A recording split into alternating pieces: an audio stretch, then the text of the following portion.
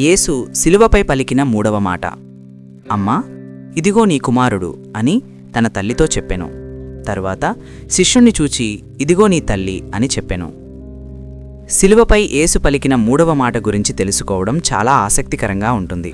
ఇది ఆయన బాధ్యతను, ప్రేమను మరియు మానవీయ సంబంధాలకు ఆయన ఇచ్చే గౌరవాన్ని తెలియజేస్తుంది. అప్పుడు యేసు తన తల్లిని చూసి, అమ్మా, ఇతనే నీ కుమారుడు అని చెప్పాడు. శిష్యుణ్ణి చూసి ఇదిగో నీ తల్లి అని చెప్పాడు. అంటే యేసు తన తల్లిని యోహానుకు అప్పగించాడు. యోహానును తన తల్లికి కుమారుడిగా ఇచ్చాడు. యేసు తన శిలువ మరణవేదనలో ఉండి కూడా తన తల్లి భవిష్యత్తు గురించి ఆలోచించడం ఇక్కడ కనిపిస్తుంది. దీని వెనుక ఉన్న లోతైన అర్థాలు ఇవి. 1. కుమారునిగా తన బాధ్యత. యేసు తన చివరి క్షణాల్లో కూడా తన తల్లి గురించి ఆలోచించాడు.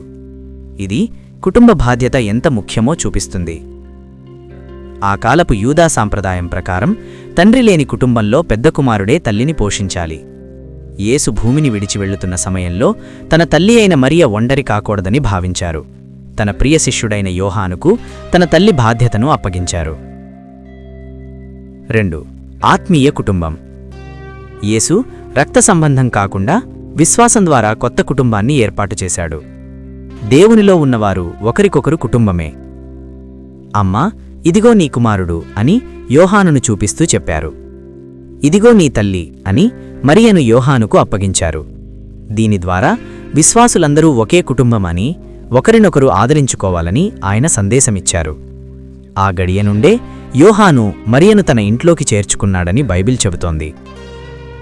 3. సేవ మరియు కాపాడటం. యోహాను యేసు చెప్పిన వెంటనే మరియను తన ఇంటికి తీసుకెళ్లాడు. ఇది సేవా మనసు, విధేయతను చూపిస్తుంది. 4. ప్రేమలో త్యాగం. యేసు తన బాధ మధ్యలో కూడా ఇతరుల కోసం ఆలోచించాడు. నిజమైన ప్రేమ అంటే త్యాగం. ఈ మాట నుండి మనం నేర్చుకోవాల్సింది, ఎంతటి కష్టకాలంలో ఉన్నా మన తల్లిదండ్రులను గౌరవించాలి, వారి అవసరాలను చూసుకోవాలి. దేవుణ్ణి నమ్మిన వారందరూ ఒకే కుటుంబ సభ్యుల వలె ఒకరినొకరు ఆదుకోవాలి. యేసు మనకు ప్రేమ, బాధ్యత మరియు ఆత్మీయ కుటుంబం యొక్క విలువను నేర్పించాడు.